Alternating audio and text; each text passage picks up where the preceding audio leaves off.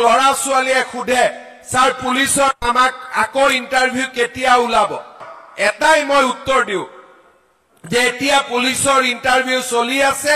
নৱেম্বৰত আৰু পোষ্ট ওলাব আজি যদি মই কওঁ যে মই এতিয়া সৰকাৰি চাকৰি দিম 1 লাখ টকা দিও কিমান মানুহ ওলাব যত সৰকাৰি চাকৰিৰ কাৰণে পঢ়া শুনাৰ কাম নাছিলে দালালত টকা দিব পাৰিলে সৰকাৰি চাকৰি হৈছিলে আজি যদি মই বিচাৰিলো হেতেন 1.5 লাখ লৰা ছোৱালীক মই চাকৰি দিলো এজনৰ পৰা যদি মই 1 লাখ টকা ললো হেতেন মোৰ হাতত 15,000 কোটি টকা জমা হলে হেতেন আৰু 1 লাখ টকা দিবৰ কাৰণে তো মানুহ ৰেডি আছে এটা সৰকাৰি চাকৰি দিম বুলি কলে 1 লাখ টকা দিয়া মানুহ আছে না নাই আজি যদি মই কওঁ যে মই এতিয়া সরকারি চাকৰি দিম 1 লাখ টকা দিও কিমান মানুহ ওলাব কিন্তু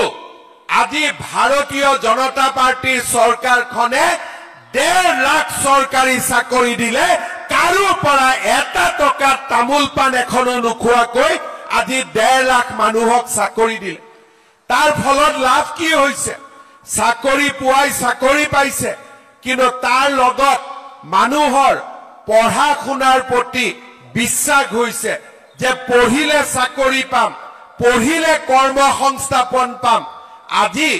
মই যেতিয়া মিটিংত আহো মোক লৰা ছোৱালীয়ে খুধে স্যাৰ পুলিশত আমাক আকৌ ইন্টাৰভিউ কেতিয়া ওলাব এডিআৰই ৰিজাল্ট কেতিয়া দিব আৰু মোক খুধিলে মই বেয়াও নাপাওঁ এটাই মই উত্তৰ দিও যে এতিয়া পুলিশৰ ইন্টাৰভিউ চলি আছে নৱেম্বৰত আৰু পোষ্ট ওলাব তাৰ মানে আজি আমাৰ অসমত লৰা ছোৱালীয়ে আশা কৰিব পাৰে যে মই যদি পঢ়া শুনা কৰো অন্তত মোৰ ভৱিষ্যত আছে আপোনালোকে শ্ৰদ্ধা ৰাইজ 7,000 টকাৰ কাৰণে আমাৰ লৰা ছোৱালী সিকিউৰিটি কৰিবৰ কাৰণে অন্ধ্ৰপ্ৰদেশত যায় কৰ্ণাটকত যায় যদি কোনোবা লৰাৰ মৃত্যু হয় মৃতদেহটো ঘূৰি আহিব নোৱাৰে 1 লাখ টকা পাবৰ কাৰণে চাকৰিত যাওক এতিয়া আমিয়ে চিন্তা কৰিছো লৰা ছোৱালীক জাপানত পঠাবৰ বাবে জাপানী ভাষা আমি শিকাম জাপানত 2 লাখ টকা মাহত দৰমহা পাব তাত যাওক কিন্তু 7,000 টকাৰ কাৰণে চাকৰি কৰিব গলে ঘৰত মাক বাপেককে পইচা দিব নে হিয়ে ভাল কৰি খাব পাৰিব আজি অসমত আমি যদি এই 5 লাখ কোটি টকাৰ উদ্যোগ বনাব পাৰো লাহে লাহে অসমত উদ্যোগৰ পৰিবেশ সৃষ্টি হ'ব